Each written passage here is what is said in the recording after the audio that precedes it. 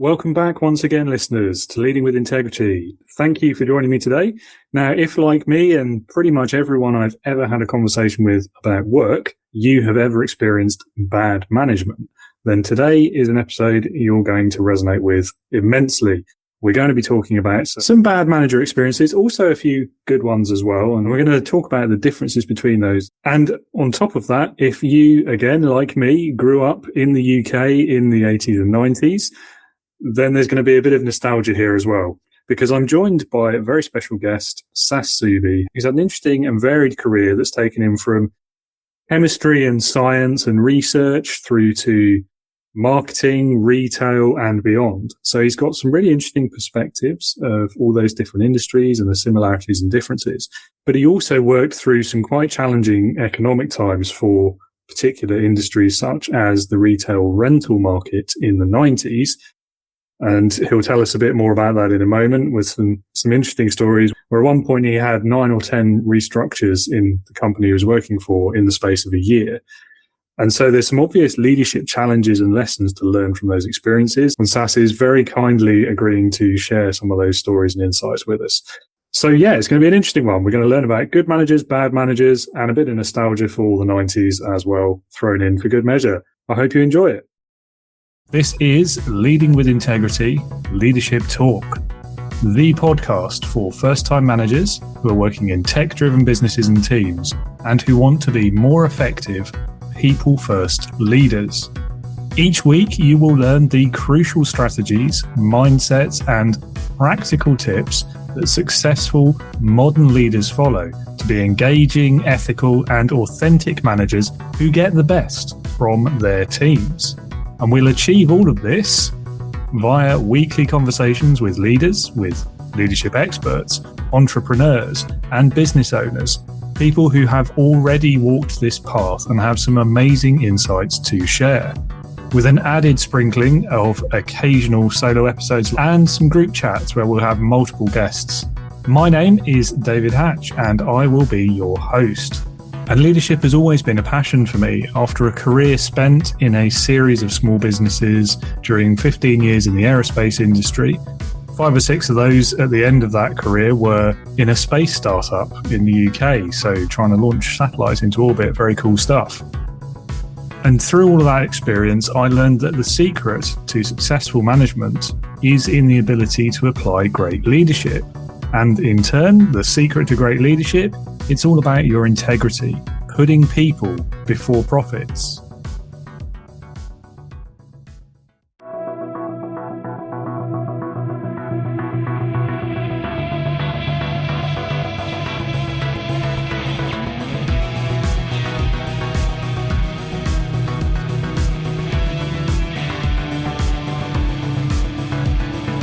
Welcome to the Leading with Integrity podcast.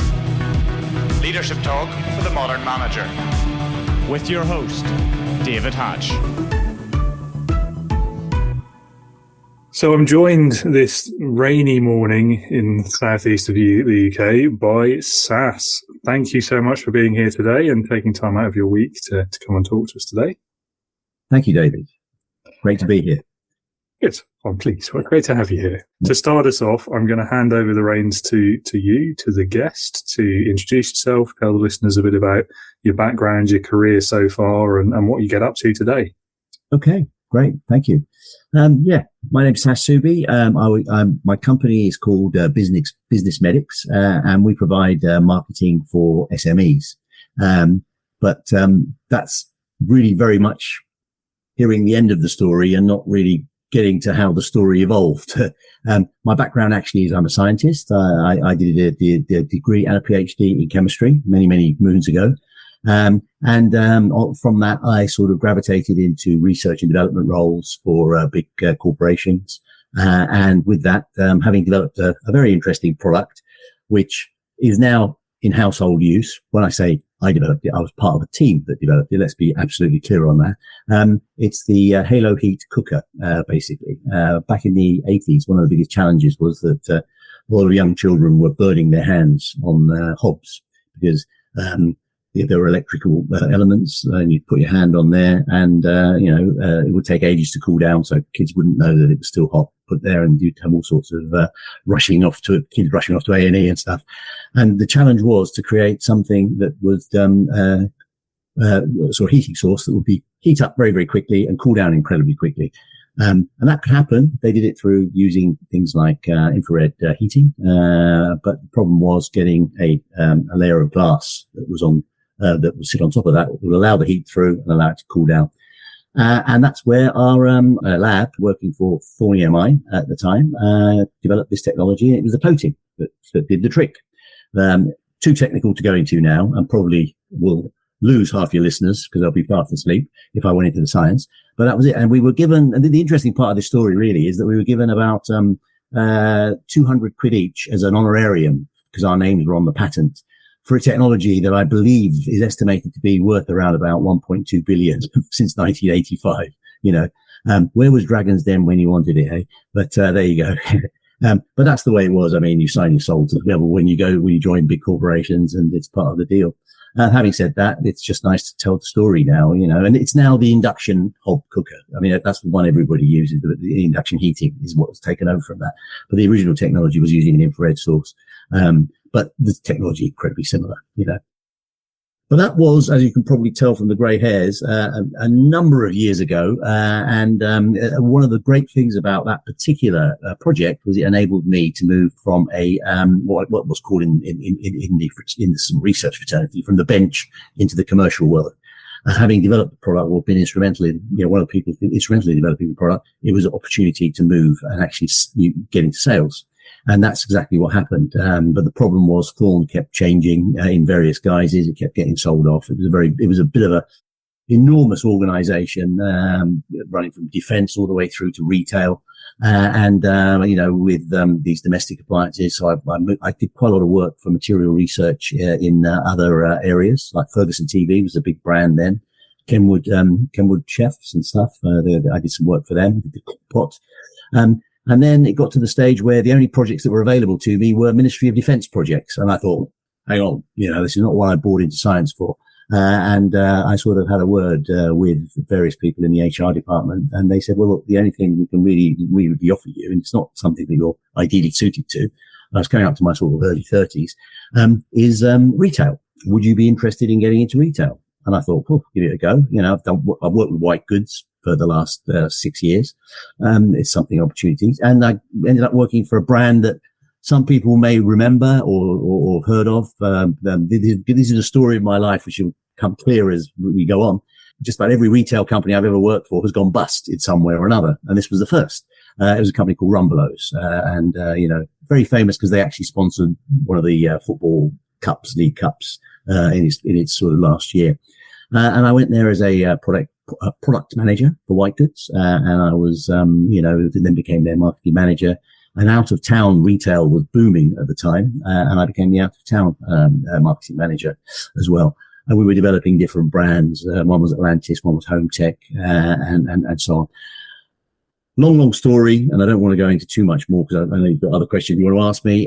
From that, I then worked for other retailers that have similarly gone bust. I've worked for Comet, Radio Rentals, and then the big one that was my real sort of linchpin role, a company called Courts, who are a furniture company based in the UK, but they had something like 150 stores in 26 different countries. And the job I had there was really setting up a supply chain. I was in procurement by then. I'd moved from marketing to procurement and then into supply chain. And I became their logistics director, with the view of setting up 2 supply chains, one in Miami and one in Singapore, to ship goods all around the world. Best job you could ever have, until the courts went belly up in the UK. And then, of course, we had to help the administrator sell the company. So I decided, okay, I was there for another year, very difficult year, but the pot of gold was my redundancy money. And once I got my redundancy money, that was it. I thought, well, I'm getting to a sort of precarious age now, getting to my 50s. It's time to sort of set up on your own. And that's really how Business Medics started. And it started off really, I've always enjoyed writing. It was a copywriting type of job. It was a very dramatic, because I figured that not many people who work in small businesses really understand what logistics or supply chain or procurement is. It's a very sort of, corporate-y type thing. Therefore, I thought, well, marketing is something that people do understand. Marketing and finance are usually the two biggies for small businesses. So I thought I'd concentrate on the marketing, and it became clear that websites were beginning to boom at the time. People were getting into copywriting, and I was just, writing copy for people's websites, early on. That's how Business Medics formed. And it was a classic example of build the stadium and they will come, I think is the phrase, to quote a film. You call your company Business Medics, and suddenly out of the blue, quite a lot of medical practitioners start gravitating towards you, Wasn't designed that way. It was very, very much a case of, the idea was, if your company's broke, let me try and help you fix it. That was the thinking, But we started working with a lot of dentists, a lot of osteopaths, a lot of chiropractors and so forth. Doesn't mean to say we can't offer marketing solutions for other companies, because initially it was websites. It was all about, and I don't do technical website stuff. I just do very much the words and the planning of a website, if you like. And then I realized that I much preferred, when you're spending half your life writing, you can't get out there and find new clients that easily. Networking becomes quite an important thing, and you have to get out there and meet people. And so I decided to become a more generalist marketeer, went on a couple of courses, got in with a big company who actually helped me a lot in terms of becoming a marketing consultant in many ways, and that's really why we're here now, I suppose. The only other thing to add is that this year, we decided myself and another colleague, a former only colleague, a guy called Gary Morgan, decided to join forces, and we've set up a separate brand called Triple Crown, which is exclusively a marketing, training and branding organization for dentists. And that's been keeping us busy since January. So I'll shut up now, David, because I think I've waffled on a little bit too long. But hopefully that gives you an idea. But when you get to the age of 66, you've been around the block a bit. You feel you've got to get things out there so to make sure that people understand what you're all about. Yeah, I mean, it's a very varied career there as well. I mean, there's not many people who can say they've worked in like academic research, chemistry type stuff, and then retail, and then also logistics and marketing. I mean, that's really interesting. I think is a word I would use. That is a good word. Yes, I agree. So I guess the natural next question then is, from all of those various different sort of industries and different parts of industries, what are the main similarities you've noticed, if any? Yeah, I think it's an interesting one. Very good question, actually, because if you're looking at a career in science or manufacturing, which is, if you like, my previous life, and then retail, they're very, very different animals, because one is a far more, it's your ideas, how you get your ideas across to people, often people who are at the same peer level as yourself, people who are academic, who do understand the science. The other one is more of a conceptual thing, and it's more about things like, being able to understand process. I'm not saying research isn't about process. It's clearly about process, but it's also got a lot of building blocks that people have to know about in order to make that happen. In retail, it's a very different scenario, because in retail, everybody understands the building blocks. There's no science involved, really. I mean, it's very simple retail. You buy something for A and you sell it for B, and hopefully B is greater than A, and you make a profit. That's really all that retail is about. But it gets clouded because all the things that happen in between, contribute to the erosion of what B minus A, effectively. So, sorry, the scientists, I have to go through these typical conceptual mind games. But that's fundamentally where the differences are, because one becomes a very political environment, because you end up in a situation where sometimes, and people say science is an exact science and there are facts and there's this, it's not. You can get a lot of nuances in science where there's differences of opinion, and that sometimes becomes real stumbling blocks and some obstacles to progress. And it's really up to you as an individual to see how you can unblock those, or see if there's a way of persuasion that can perhaps people can see your view. And that's not easy. I mean, we went through it all with COVID, didn't we? When, everything was going, these top scientists were coming, wheeled out every week by Johnson and all his cronies. And yeah, they sounded out, and they seemed very credible.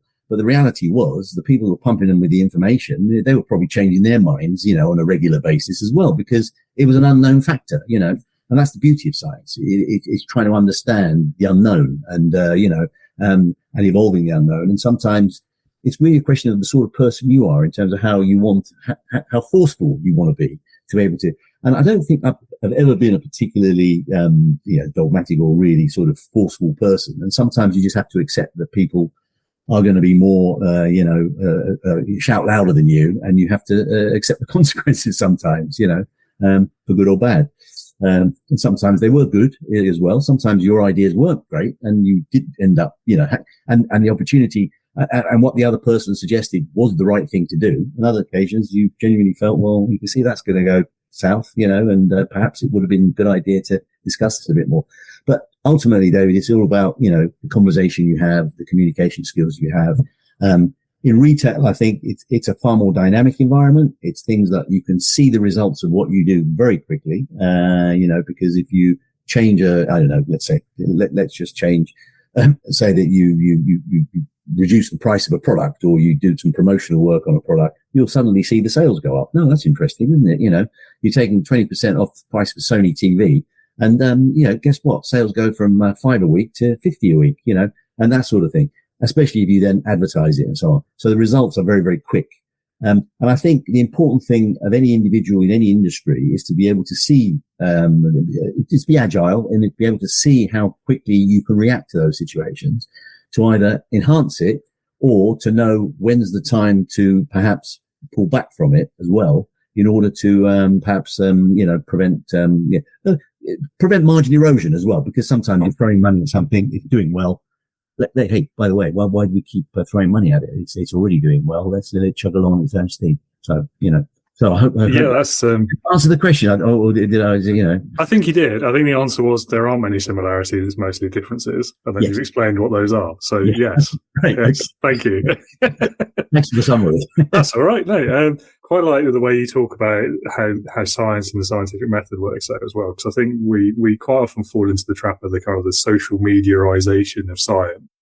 And you see some quite big names talking about it in the context of the way science works is there's only ever one right answer and it's our job to find that. But actually it's never that simple really, is it? There's always, even within scientific fields and communities, there's always a debate. There's always different viewpoints on things. And yeah, COVID's a good example, isn't it? I mean, global warming could arguably be another. Absolutely. Yeah, very, very much so. Yeah, climate change and all that sort of stuff. Yeah, no, absolutely. Yeah, I find it interesting as well because you get into the whole questions of bias as well and why people are taking certain positions within a scientific discussion, let's call it. I don't know. I just find it interesting. Anyway, there we go. Yeah. I was trying to think of another example, but my brain's failed me this morning. So, so moving on then, let's talk a bit more about Business Medics because I think that's, I love the name as well. I've never said that before. I'm saying it now. When you first started the company then, what was your biggest challenge? Yeah, I think the biggest challenge I had personally was I was so used to working in a corporate environment that it was that sort of a transition from knowing that there's about, a good group of say 10, 15 people around you that you can rely on to being on your own. And that was a major transformation for me. However, the only way at the time, I didn't know whether this was the right approach, but networking seemed to be the way forward. And I'm sure, the reason we're probably having this conversation is you've been through something very similar, I would imagine. But because if you work in a corporate world, networking is really going down the pub on a Friday with about, your team or a group of people that you know quite well. Or some of the suppliers that you're with or some of the people that you interact with on a weekly, monthly basis. So the biggest challenge I had really was to understand how networking can work for your business. Because at the end of the day, you can have the best name in the world, you can have the best website in the world. If you haven't got any customers, you haven't got a business. So it's really just sort of, so the key for me and the biggest challenge, coming back to your question, was really to get people to know, like, and trust me enough to want to work with me and build relations.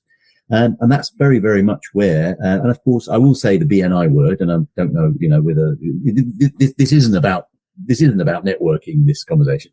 I did start off with BNI largely because in 2007, when I started Business Medic, it was probably one of the few networking groups that was around. I didn't like the concept of BNI. I'll be very upfront about that. I always found it far too American, far too, it was more about BNI than it was about you, and I came a cropper with this, and I'm not going to go into the details. I did actually become a BNI regional director. Biggest mistake I made in my, because then it really was nothing to do with Business Medics. It was me trying to sell BNI. However, it did teach me some interesting skills in terms of how to interact with people, certainly on a one-to-one level. In the end, I thought, no, I've got a good body of people. I've been there 3 years. I've got a good customer base by then. And I was finding that it wasn't so much BNI that was helping me grow the business. It was the people that I'd already built the relationships with. I remember social media was just coming in around about then. So it wasn't something that, you could utilize. So I was largely using the website as much as I could, and so on. So those were the biggest challenges at the time. As time has evolved, I've obviously done different networking, and I've applied similar types of principles and ideologies there.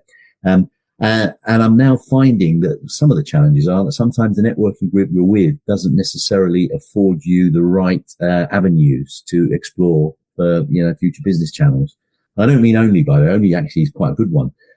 There's other groups that I'm members of that I'm now thinking, well, maybe, especially for this dental initiative that we discussed earlier, that may not be, because dentistry is a very, very specific, it's a very niche business, and when you go to general networking groups, you often find that once someone's introduced you to their dentist or tried to introduce you to their dentist, that's really it. There's a roadblock there, so you have to start, So I'm now looking at other opportunities in terms of how I creatively, get new ideas. And I'm using social media quite a lot, actually. I'm regularly trying to interact with, dental practice owners on LinkedIn, and getting a conversation going. And that's a new form of marketing for me. So, every day's a school day. So in the last 3 or 4 months, that's become my sort of direction of travel.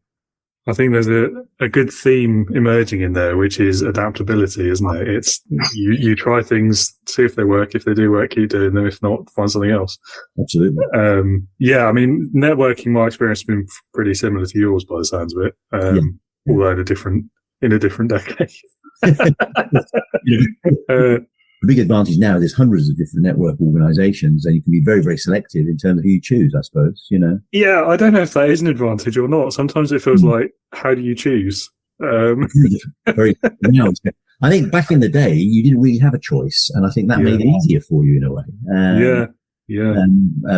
But now, everybody offers their own little bit. Everybody's, all of it is worthy. I'm pretty sure there are going to be a few dodgy ones out there, but most of them are. But they all try to do things slightly differently because they have to differentiate themselves. I think ultimately it's all about how you feel in the presence of certain people within that group, whether online or face to face. And if you feel warmth, if you feel there is an opportunity for you to be able to build relationships, because to me, any business that you're in, it doesn't matter whether you're in a corporate world or on your own. It's all about how you interact with people. It's all about how you build those bridges with people. And we're going to come to this in a minute because of your theme, I know, and how quickly those bridges can sometimes get detonated as well. In terms of taking that work. So if you can get that right, or you have the right mindset whereby you're constantly, evolving and prepared to take that on board, I think, that'll stand you in good stead. But you have to decide what's right for you.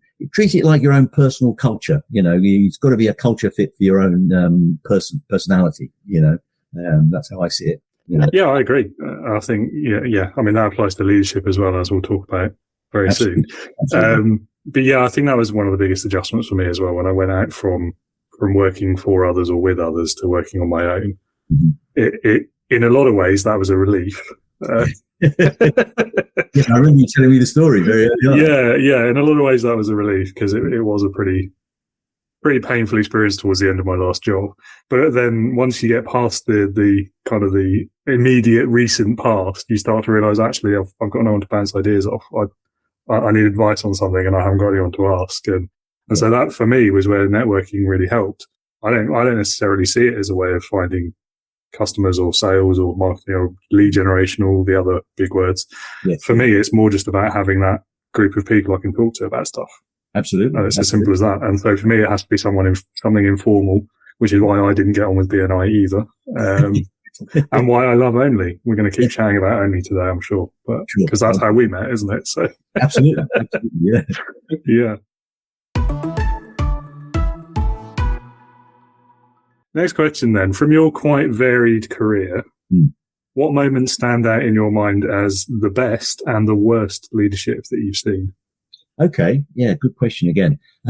Best, without doubt, was, and it was in a very doomy sort of, there's a backdrop to this. I was working for Rumbelows at the time. They were part of the Thorn Group, but they actually merged with another brand within Thorn called Radio Rentals. But it wasn't a major merger, it was a takeover.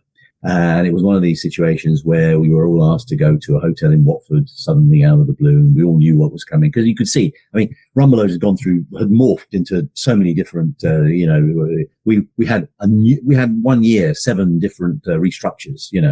And I just felt like I was the guy hanging on to the plank in the middle of the Atlantic, all the time because by then I was providing a role that was quite beneficial. It was a central role to everything. It was stock management. It was basically logistics. Because what had happened was, again, I don't want to go into too much detail about this, but I was the out of town marketing manager, and the out of town side of Rumbelows was sold off to Scottish Power at the time. And I thought, that's it. I'm either going to have to go and live in Scotland or actually, strangely, the head office was in Harrogate, but let's not go into that. But it would have been nice, but they obviously had their own, marketing department there. So I wasn't going to be of any value. I helped them with the transitions and stuff. But there's a guy who I shared the same office with. He said to me, look, I'm desperate for someone. I need someone to help me with logistics and stock management and this, that, and the other. Do you know anything about it? And I said, well, apart from the fact that I've always nicked your stock for, and I had people who could always get, these things sorted out. I didn't know anything about it. So, on the back of that, he took a punt on me. I was a bit more expensive than what he was looking for because I was actually at sort of middle to senior management stage at that point. He wanted someone more junior. But at the end of the day, it was all about understanding systems, understanding process and so on, which I felt I was quite good at. And that's how I got into that. But he then left, and then we hit the wall. We basically told by Thorn that they can't carry on pumping money into an ailing retail. And we were a bit of a Me Too retailer. We were down 3rd or 4th down the pecking order. There was Dixons, Currys in those days, Comet in those days. And as a result, we were never really getting, and our stores weren't big enough. Everything had gone out of town and so on. Anyway, going back to the best. We were told to go to an office in Watford on a certain day, and we knew what was coming. And I thought, okay, well, we'll presume I'll get some sort of redundancy out of this. But the thing was incredibly well managed. But my boss at the time, a guy called Dennis Mellon, who I had a lot of time for, a lot of respect for, he was the supply chain manager. He also handled his stuff, and he was in charge of probably around about 200 people in the distribution side of things. He wasn't involved in procurement at the time. He then did become involved in procurement, and that's another story that we'll come to in a minute. The way it was handled it was all about communication. It was all about explaining to people, this is what is going to happen. And this is and what I really liked about that particular scenario was the fact that, any questions that were sort of asked by the audience, that they couldn't answer, they got back to us on. They didn't try and BS their way out of it. And I think that's often what happens in these situations. There's often a lot of, throwaway lines, because it's fair to say that we knew what was coming, and we were cynical about the whole thing, so but by the time we came out of it, it was almost a bit like, that wasn't as painful as it could have been. And I thought, well, if you can manage a situation like that in a doom and gloom environment, then hats off to you. Well done, because I think that's really achieved its objectives. And it was a combination of the different directors that were going to be retained. It's worth saying that, because they obviously were being retained for a reason, because they were going to be part of the new setup. That was the downside of it. At the end of the day, it's a job, and there was all sorts of promises made and seniority made, and suddenly I went from having a team of 3 or 4 people to a team of 10 people. But that was probably what the standout for me in terms of how the leadership, and it comes back to leadership. It's very important to emphasize this, because the quality of the people these were the people that were retained. These were the people that then became our bosses at the brand new office. Yeah, I really like that story because it speaks to how important honesty and transparency and openness are, particularly so when you're in those difficult situations. And yeah, I mean, as you were telling that story, it was reminding me of a similar experience. Not quite as bad, I think, in terms of the business prospect. But again, it was one of these big meetings, big away days. And you had some of the directors up on the stage in the pretentious high chairs and all of that kind of thing. And the rest of us in the room, again, as you were, quite cynical about the whole thing. And they did the opposite. They got it wrong. They tried to bluff their way through it. They tried to be a bit, tell them what they want to hear, not what is actually the truth. Right. Of course, in our case, the reason it went so horribly wrong is that we knew the truth anyway. Sure. Yeah. And so so we immediately knew we were being lied to, and they were trying to just butter us up or whatever for something. So I think it's a really interesting contrast there because they probably kept some really good staff in your case by being honest. Absolutely. By not trying to blag it and and the most powerful bit of honesty there is when they don't know the answer. They say, I don't know the answer, but I'll find out afterwards and get back to you. And then they actually do that. They did that literally within 12 hours. Even better. Yeah. Morning, should we say? Yeah. 24 hours, should we say? Yeah. So very impressive. Very impressive. Yeah, absolutely. Yeah. Something definitely to aspire to if you ever hit the difficult times, which sadly topical right now, isn't it? Which is very topical, exactly. So it's happening quite a lot now in the industry. So yeah. Indeed. Yes. And I do remember a rental TV. There you go. And VCR as well. Yes. When we were very, very small kids, but yeah. You were a student in the 70s, which I was actually, a student from 75 to 82, say. The chances of you having a radio rentals TV would have been, I would say, 90% of students who had TVs in halls of residence and stuff would have got them from either Radio Rentals or Granada. They were the two companies. They were rivals at the time. But Granada were more of a northern company, as you expect, because Coronation Street is Granada and so on. They were a TV production company. Radio Rentals was very much a southern company. So if you were in, say, London area or Surrey or wherever, chances are it would be Radio Rentals. And you could get a little 14-inch TV in those days for about £2 a week or something, which was within most students' budgets. Probably wasn't actually, but let's not go there. Yeah, it's interesting though, some of what you read about Apple and their intentions in the near future. And we might actually be going back to a rental model with the iPhone potentially. Interesting. Yeah. I don't know how true that is. It may just be a rumor right now, but I've not heard that actually. So I'll be interested in I'll look out for that one, Yeah. It's interesting. And obviously the car industry is a big one on that as well. Yeah. Isn't it? I did that with a car, funnily enough, for the last 6 years, and we're leasing, and I've just decided this year that actually it's time to go back into ownership, if you like, because it was tax efficient up to a point. But more recently, it's not as great as it was. So I think from that point of view, it's time to, get owning the asset, should we say, Yeah, I don't know what the right answer is when it comes to cars. The rate they depreciate at. Anyway, we could waste hours talking about that problem, couldn't we? And so you talked about the best one. Let's hear a bit about the worst example then. Okay, well, it's the same company now. This is I've given you the sort of highs, and now let's roll forward about 7 or 8 months after we've now moved to Thiel. We're now in a very good, and the first few months was great. It was really all about understanding what was going on, and then out of the blue, a new MD turns up, and he was from America.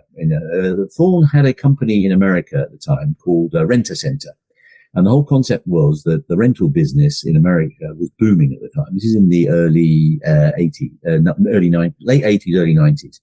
And they were renting everything. It wasn't just tellies and washing machines and stuff. It was everything from a sofa through to household goods, beds and that, which, I don't know about you, but I don't know if I'd really fancy sleeping on a bed that someone else has slept in. Well, anyway, let's not go into the wide web. But it worked in America. And if it worked in America, this guy came over with the view of expanding business in the UK to take on some of those elements of the American model. And the first thing he did was he got rid of everybody who had come back at senior level, at the director level. He got rid of all the directors from who come over from Rumbelows, including my boss, the guy I mentioned, whose name I mentioned earlier. And we were suddenly told that we were going to be working for the procurement team. And I thought, okay, it seemed like a nice enough chap, a guy called, I won't mention his name because he's passed away now. I'm going to say a few nasty things about him. And I don't wish this to sound, but, and I thought, okay, but he seemed like a very pleasant enough guy. We sort of met him on a social, and he came over really, really well. Now, there's a very important side story to all this that has to be said up front. And it is that I was a smoker in those days. Okay. And it was in the days when, smoking rooms were around. Okay. And the MD from America and the purchasing director were smokers. So if you wanted to find out information about what was going on within the business, being a smoker was quite an important thing to do. You go in there, have a quick puff or whatever, and they'd be sitting there, talking about each other. They'd talk quietly. If you caught them on their own, you could ask some questions. You could get into some it was networking in its sort of base sense, if you like. But the common denominator was nicotine, which perhaps isn't a great thing to sort of espouse nowadays because, I've given up 25 years ago, by the way. So it's not, but at the time it's quite an important fact. Now, we had our first meeting with the purchasing director and, he basically, we came in and, he said, I introduced myself and the team and he said, what do you do? And I thought, oh, okay. Well, we're the logistics team. Basically, we're supply chain. We support, the procurement, people and, oh, right. Well, I didn't really know an awful lot about you. And I'm thinking, this is unbelievable because he's director, this guy, he doesn't know who we are. We've had a major restructuring, and I think that year, I must have gone through about 9 or 10 restructurings. And this was the sort of the output of the last one. And, he just said, well, okay, what do you, so he then, there was, I think 3 or 4 of us in the room and he went around everybody. What do you do? Got an idea. And he was just writing things down, and he said, great. I now know what you do. Great. You just carry on doing what you're doing. Great. Okay. I said, well, should we have a review at some point? He said, yeah, next week, this time, Monday, was Monday afternoon, I think it was. We said, let's have another catch up. Okay, great. So following Monday, he comes in and said, and there's there's one of the senior buying, directors there, senior managers there, who I knew very well. She'd come from Rumbelows as well. And she said, right, so I'll cut through the bullshit. He said straight away. He said, as far as I'm concerned, you're now reporting to this lady, Anne, because I don't think I can cope with having to deal with all the procurement related issues and supply chain, because with supply chain, he said, comes all the distribution. I said, well, what do you mean by that? He said, well, you're looking after the warehouse now. Am I? It's news to me because the warehouse was, this was Reading, right? The warehouse was in Winsford in Cheshire. There was one warehouse there and there was a load of distribution centers dotted all around the country. And he said, you're looking after the local distribution centers, LDCs as they were called. And I said, am I? He said, yes. But you're all reporting through Anne. Okay. And she looked it up and it was a bit like she was hearing it for the first time as well. Whether she was or not, I don't know. She later told me it was, and I trusted her enough. I thought it's too much to take in, because I just thought it was just such a weird way of doing it because it's just, but I have a very, very simple principle, David, when it comes to management or leadership or whatever you want to call it, is that I never give someone a job to do that I couldn't do myself. Now, whether that means you have to understand, a process. Yeah. Usually that's the level that you need to understand. If it's a computer system that helps you, move goods around or you do things on, again, you've got to at least have I would say, quite an intimate understanding, not to the level of using it on a daily basis, but certainly when things go wrong, if someone asks you, you're a hero. If you say, well, actually, why don't you try this, because, immediately you can resolve the problem. But this guy had not even taken the time out to even understand what we did. He did see our job descriptions. I forgot to mention that. We did present him with our job descriptions, which, we wrote. But the mere fact that this was happening within, so sort of glazed horror look of, this lady who was in this room with us, who suddenly realized that she was now effectively in charge of over 150 people through me, because I was the supply chain, manager, She said to me, Sass, can we have a chat afterwards? I said, yeah, sure. He said, and the first thing she said to me is, I don't think I could do this, because, she's doing deals with suppliers one day, all the big brands she's going on. Was going off on a trip to the Far East to source OEM products for the group, and she didn't know anything about this at all. And I just thought, well, to me, that is the ultimate, bad. And afterwards, the following week, just before they all went off on their jolly to Hong Kong or wherever it was, she called us all in with the purchasing director and told him that it wasn't going to work. She wasn't going to have it.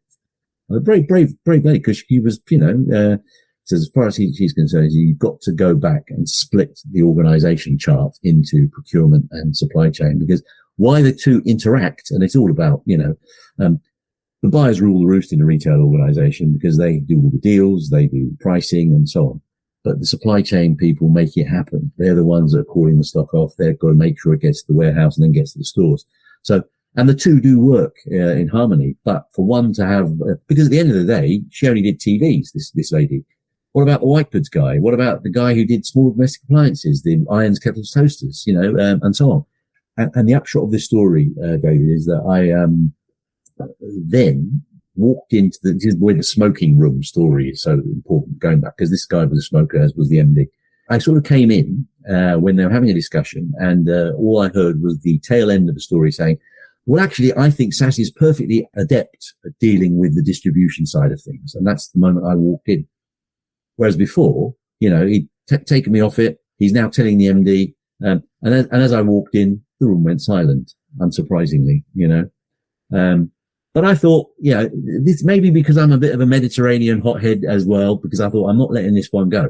And I didn't do it there and then. When I went back, I said to this guy, I said, can we have a chat? I said, what do you mean by that? He said, well, you weren't supposed to hear that. I said, well, I did hear it, unfortunately. Well, we were actually going to let you go. He said, but we've given you a lifeline, by giving you, and I thought, okay. And these are all things I'm thinking, how on earth can this be so bad? I mean, these are one of the worst This is a guy who's earning over, in those days, was probably, six figures easily. He was someone you were supposed to respect, someone you were supposed to actually, go to when you had problems and stuff. And he was just playing games. Anyway, the upshot of it was after 6 months, I was poached by courts. I left, but the downside of it was I was on a 6-month rolling contract with them, and he made me work out 3 months notice by changing my job description. He then made me, they were trying a new concept store called Phoner. It was quite an exciting time, actually. One of the good things about this was I did actually get to meet the actress Bridget Nelson. Because I don't know if you remember, have you heard of Bridget Nelson? You can Google it. Sylvester Stallone's first wife. Oh, yes. And Phoner was a Danish brand that Thorn had, that they had developed many, many years ago. And they wanted to reintroduce it to the UK as a brand new concept brand, which did retail and rental. And as I had a marketing background, they wanted me to be involved in the project management of it. And I got involved in this just before I handed him notice. And as it was quite central to the development of the company, he then said, no, you've got to work 3 months notice, but you won't be doing supply chain, you'll be doing, marketing. And I thought, okay, well, at least it's something different, but it was just, I was in the Northeast, because a lot of retailers used to use the Northeast as because it's a very well-defined market. There's usually 15 big towns that you've got sites in, and we were going to we were launching in Newcastle with the view of them expanding out to other big towns like, Darlington, Durham and so on. So I had to spend the last 3 months of my time at Thorn there. It was, to be honest with you, between you and me and everybody else who's listening, I wasn't trying particularly hard. I was making sure things were done. We had the ad ready, which is where we met Bridget Nelson. They wanted someone Danish to actually launch this thing, and Bridget Nelson fitted the bill. So it was great because I actually got to meet her, and she was extremely amusing as a person, and a really good laugh. The filming of the ad more than made up for the fact that I had 3 months notice to pay, because it was just it was 20 hours of sheer mirth, and I was just living on expenses all the time, and I was abusing it, and this is what happens because you end up going into, I'm going to, can I say screw them for every penny they've got because of what they're doing to me?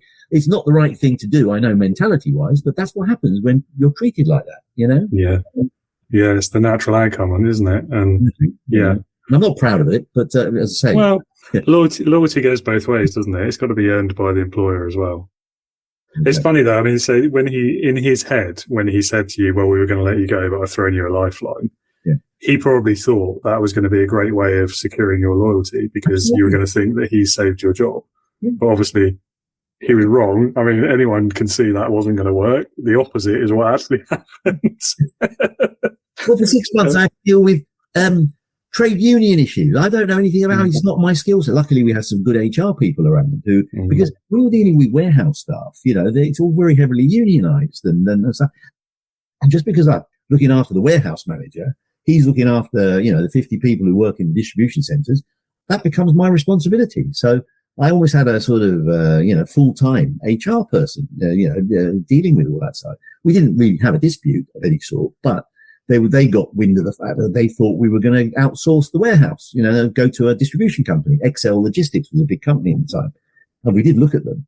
They got wind of it and immediately, if they're going to do that, we're going to go out on strike and all this, that, noises were being made, and that's not really where, my skill set is not geared towards doing that, So all these things, for the 6 months until I got, another job, I had to deal with all that. And it was a very traumatic time, actually. So, stressful. Yeah, I can imagine. It was all that's probably, I'm probably saying this a little bit out of order. That's probably the reason why I said some of the things I said earlier in terms of, I'll just take them for every penny I can, because at the end of the day, my negativity towards the whole, organization but it wasn't the organization I joined. You see, this is the thing. I joined under a different culture. I mindset. I suddenly landed, almost parachuted into a situation where, without people knowing what I did, and without people knowing, having any respect for me, I was then suddenly given enormous responsibility without an enormous extra money either. Just said, well, it's the old, there you are, you're in the middle of the Atlantic, and here's a sort of a lifeline, and see what you do, sink or swim. It really was that feeling, and it does screw you up as an individual a little bit that way. But anyway, I'll shut up now. No, I mean, I agree with a lot of what you said, particularly the point you made early on there about don't give someone a job that you couldn't do yourself, or that you wouldn't be prepared to do yourself. Because couldn't, I think, is a bit more challenging in this day and age with all the technology and the pace of change and all of that.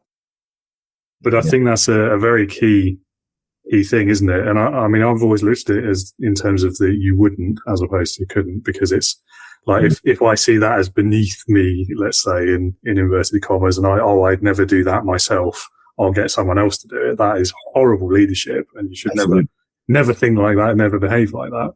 Yeah. And I mean, as for the rest of your story, I'm no expert on employment law, but I think I know enough to see a couple of red flags there about if that happened today, it would be against the law. Oh, very much so. Very much so. Yeah. I say, and I was a bit, I experienced a lot of this when I joined courts, by the way, a lot of employment law issues, a lot of, because when you go into receivership, that's a whole new can of worms. So I did see a lot of that. But had I known then what I didn't know when I was at Thorn, I would definitely have played some of those games, because but hey, hindsight is a wonderful thing, and there's no point, dwelling on the past. Let's just concentrate on the road ahead, Absolutely, yeah. But it's the lessons you take from it, isn't it? That's the important thing. That's what matters. The person you are, I think. These are your own, personality. Yeah. So, Exactly. Yeah. And speaking of the lessons you learn, the next question is, what is the biggest leadership lesson that you've taken from your career so far? I think the best way of answering that question is to go back to who you thought was the best boss you've had and what he did or she did. And it goes back to the guy that actually got me transferred. And he was just one of these guys that was always approachable, always led by example, was always there always understood what you did from a process point of view, and not always from a system point of view, but then, as you say, technology these days is so lead by example would be my number one thing. Have a open door policy to your staff, in other words, because I think it's one of the things that I've always said is sometimes one of the biggest problems that people have in management is that they're so busy managing upwards, they forget what's going on down below. They lose sight of that. There's a line by a song by the Killers, which is "You don't shine if I don't shine," approach. I have a very different perspective on that. I'd like to think that I want them to shine first, and then I will shine as a result of that. And I think that's very much how I like to see my leadership lesson. Get the people who are working for you right, get them happy, get them firing on all cylinders. Then let the sort of whole, I'm going to use a scientific word, osmosis. By osmosis, your whole sort of, it goes upwards to the top. But if you're sort of half your life is spent looking at all the, jostling for positions that are going on at board level or whatever, you're not going to be able to do that because you cannot divest your time between both of these types of scenarios. And I think the other thing is also that's often forgotten is be charismatic. Don't play the boss. Don't feel that you just because you've been, elevated to this position that you've got to suddenly be a different person. It doesn't mean to say that you take people out and you get completely wrecked and this, that, and the other and make a fool of yourself. I think there is certain boundaries, because I think sometimes that's good as well at the Christmas party or at we used to have away days and stuff like that. And I think on the away days, it was anything goes. Obviously you don't want to be in a situation where you perhaps with, members of the opposite sex, you end up in compromising situations. That's a real no-no. You want to avoid anything like that. But by the same time, what I'm probably trying to say in a very roundabout way is, be their friend, but know that there's a boundary. Don't overstep that boundary. On the back of that, you usually will find that they will, move mountains for you. And I think that's what you need in a job. In the same way as you want to move mountains for your boss and so on and so on. So that's my leadership lesson. Yes, good word as well. Osmosis, I like that. Like the opposite of trickle down, isn't it? It is, yes. Yeah, and I think, you're right as well about you've got to be yourself, haven't you? It's the authenticity piece. And one of the worst pieces of advice I had in my whole career, it was very early on, before I was even a manager, but it was in a talking about leadership context. And someone at the time who I looked up to as a mentor as well, and they told me that, look, you've got to have a separate personality for when you become a leader. You've got to have that. This is David the leader, not David the worker. You've got to be different. And that is easily the worst piece of advice I've ever been given. And it led me so badly astray when I first actually got a management role as well. I learned from it, obviously. Yeah, sure. You're not being you. You're not being... Exactly. It's comfortable because you're now trying to take on a persona that is very uncomfortable to you and alien to you, Yeah, exactly. And when you're doing it in the same organization where everyone already knows you, it's even worse because I was like, well, why is he suddenly, that's not what? You can understand that situation, having a go at that if you are leaving an organization, coming to a new one, you don't know anybody because they won't know you from Adam, and you can take on whatever persona you want then, really. Yeah. Although it's still not a good idea, No, it would get exhausting after a while, wouldn't it? You're always having to have this kind of front up. Right. Yeah, it's really strange though. But the reason I mention it is because that guy I saw him as quite an expert on leadership at the time. Okay. And I think it shows you how some of these incorrect assumptions, these flawed approaches to leadership become so widespread and prevalent in businesses because people who are well respected and understood to know what they're talking about are still kind of spreading these completely wrong approaches from my perspective. Yeah. The question you got to ask there is where is he now? As they say, is he still in a leadership role or is he? I know exactly where he is. He's still doing the same thing. Yeah, and this is 20 years later now as well. So there we go. If you were to give some advice to a new manager or a first-time founder, what would be the best bit of advice you could give them when they start to lead people for the first time? Okay. I think the first joke, there's two P words that I want to mention straight away, and that's people and process. Is number one, if you're joining an organization, it doesn't matter if you're joining an organization or whether you're inheriting a new department or whatever, get intimate with the processes. And then get intimate with the people. By intimate, get to know who they are, what they do, understand their job descriptions, understand the details of what they do, and also set them some tasks. One of the things I always found work, and they really work brilliantly at Court, is I have this, I've written this down because I want to make sure that I get it right. Basically, it's, processes can only get better. Okay. I challenge any member of my staff to say, look, this is how we do it now. But if you can come up with a better way of doing it, you will be rewarded for that.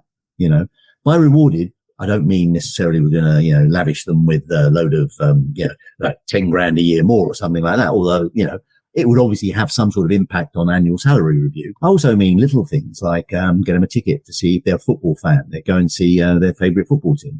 These were the sort of things I could do through the marketing department. Or if there were, like I remember one girl went to see Michael Jackson at Wembley. Again, gives you an idea of how long ago this was. He's been dead 10 years, over 10 years. But so on. She was a big Michael Jackson, but purely because what they did was they went away and they actually, thought about what they were doing.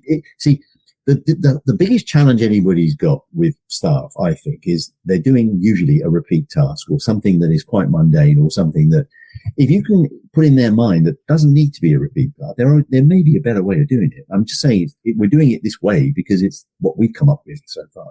But if you can find a better way of doing it, hey, what a wonderful thing. And it was a bit like having an employee of the month type of approach. We would have similar types of things. We did it every 3 months in the end because we thought a month was just not right. But they would be very, very well rewarded. Bottle of champagne here, or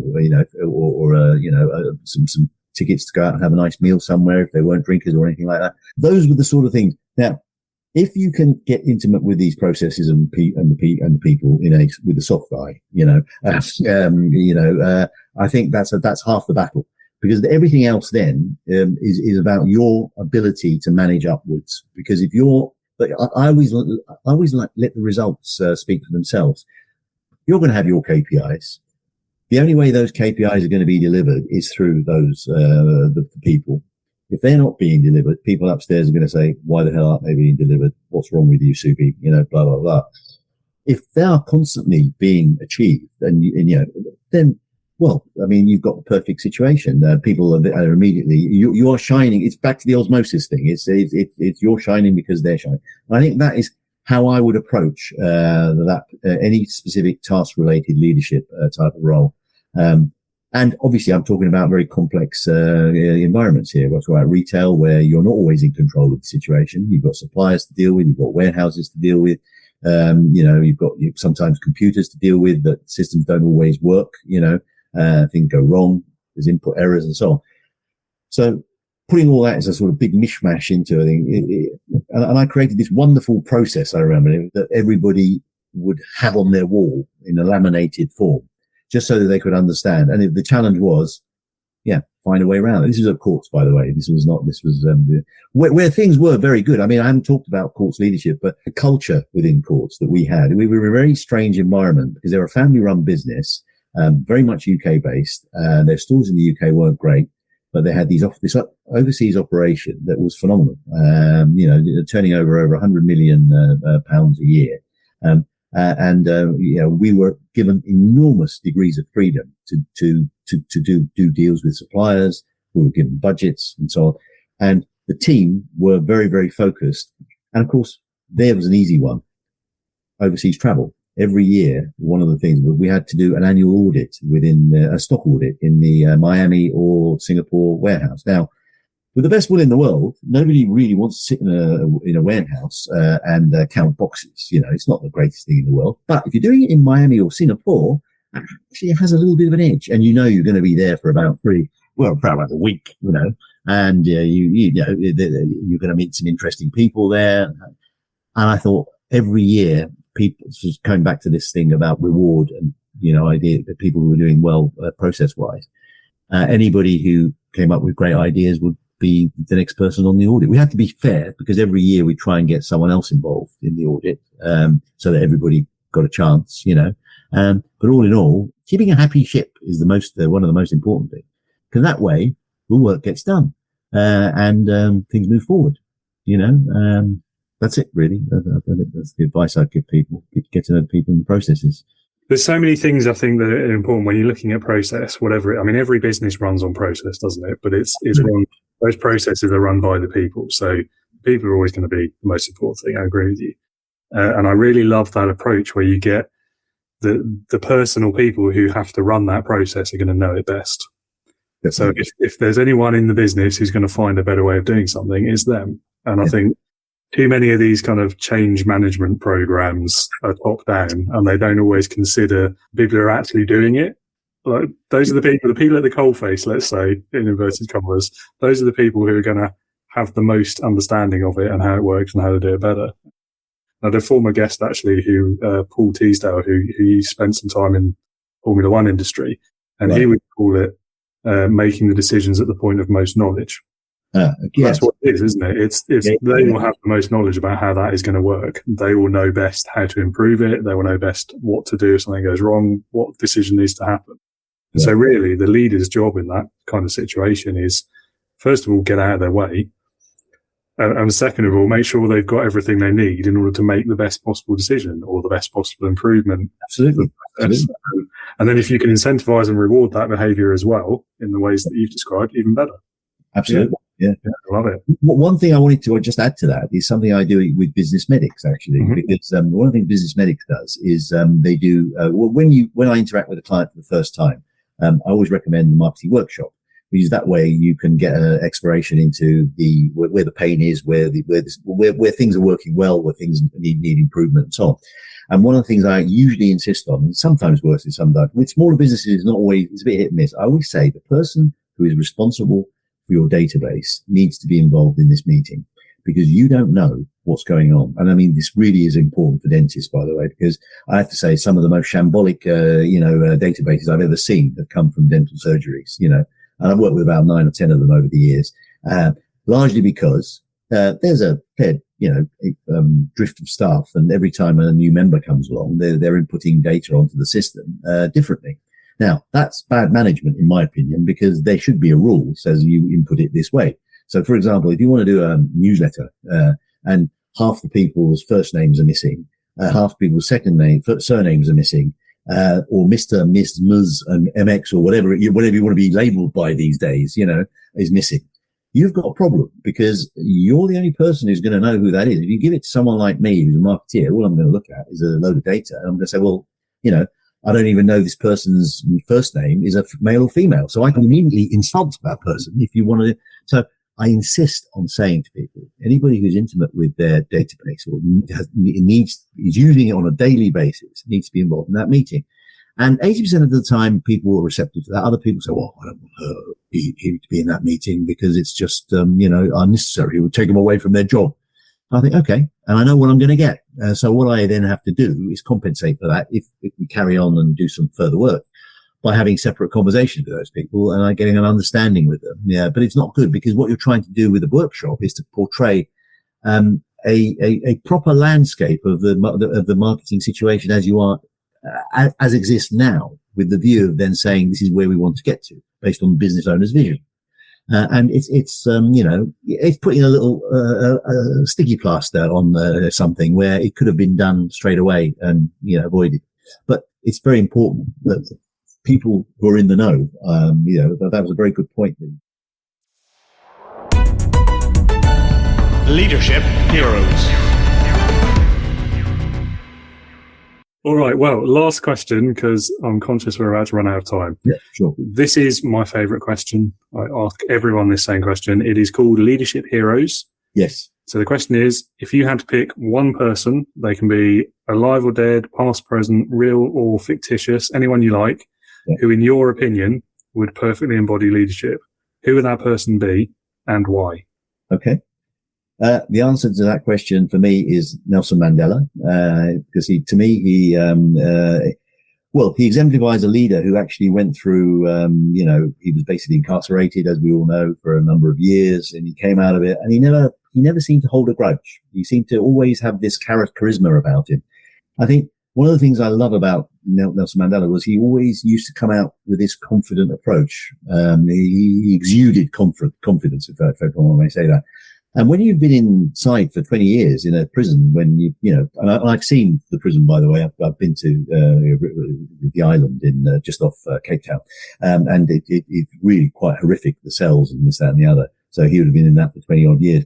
For him to then turn that around and then have an approach where basically he's advocating for peace. He's trying to make sure that he's almost saying, I know there's people around who are my enemies, but I'm not really going to make them the priority. I'm going to make progress the priority. I think, okay, he didn't achieve an enormous amount after he became president. However, the charisma that he exuded and the fact that he became this world statesman, following that, to me still resonates, even though he's been dead nearly probably 10 years now, so that's my answer. It's a good one. Yeah. I think I've had it before. Yeah. Okay. He's definitely been mentioned before, but yeah, I mean, there's two things that I really like about him. One is the way that, well, all of the things you've said, but also the way that he effectively he turned around his entire country's reputation internationally just by the fact that he became president and the way he was. Yes, that's true. And the second thing is one of my favorite quotes on leadership is one of his, and I will misquote it, but the spirit of it is that as a leader, people don't want you to be always at the front taking the credit from things. What they'll remember is when you stand at the front in between them and danger. That's your role, right. Not to be always at the front saying, look at me, I took the credit. And I'm paraphrasing. No. The real quote was much more eloquent than that. The sentiment is there. That's fantastic. Yeah. That's really good. I did toy with the idea of saying Kemal Ataturk because I'm Turkish Cypriot, but Mustafa Kemal Ataturk was the father of modern Turkey. But then I thought to myself, I don't really know enough about his leadership qualities to give you that answer. But a proper Turk, a Turk from the mainland, would certainly say that, I think, because given what's happening in Turkey now, where a lot of his sort of ideologies are being dismantled, if you like, it is quite concerning. But I thought I'll stick with someone more current, more recent. So fair enough. Well, Sas, it's been an absolute pleasure talking with you this morning. Thank you so much for giving your time and being so generous with your stories as well. If any of the listeners would like to learn more about you, if perhaps they'd like to work with Business Medics, would you like to point them towards a website or anything? Yeah, I mean, it's www.businessmedics.co.uk. And it's a recently rehashed website as well. So, so we've got, I haven't been, classic example is I'm a bit like a sort of, a tiler who hasn't tiled his bathroom, in the sense that I spent so much of my life doing newsletters and marketing materials for clients that I haven't got around to doing my own newsletter recently. So my new website's been out for nearly a month now, and I still haven't told anybody about it. So, well, you have now. There you go. Well done. Lovely. Well, I'll pop the link in the episode description as well. Really enjoyable. Thank you very much for giving me the opportunity to have the platform as well. Well, thanks for being here. It's been lovely. Great. Cheers, Sas. Have a good rest of your day. All the best, and you. Take care. Cheers, then. Bye.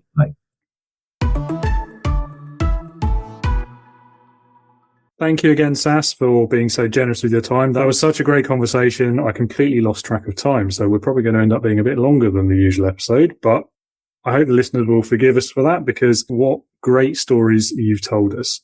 And if you are listening and you would like to learn more about Sas, if you think Business Medics might be able to help your business, check out his website. It is in the episode description, so you can click on that link, drop him a message, reach out. I'm sure Sas would love to hear from you. If any of the leadership stories that you've heard today have resonated with you in particular, if some of these challenges sound familiar, if you are struggling with them in your business or in your team as a manager, especially if you are new to leadership or you're struggling to establish yourself as a leader, then please reach out and get in touch with me. I have a leadership program that will be able to help. I can offer you leadership mentoring, coaching as well. And I have the Leading with Integrity leadership approach, which is designed specifically to help people in that situation. So if you're not sure about what will work best for you, first place to go is www.leadernotaboss.com. Book a chat with me. It will give you direct access to my calendar, and we can have a conversation and see what problems you're facing and how I might be able to help and what advice I can give. And everything up to the end of that conversation will be completely free, no cost to you other than your time. So very little to lose, very little risk, and I might be able to help. I'd love to be able to help. Only one way to find out, though. That's all I've got time for today. I say all I've got time for. I've run over time, so it's definitely all I've got time for. Thank you so much for listening. I hope you'll join me next week. In the meantime, stay safe, and remember, be a leader, not a boss.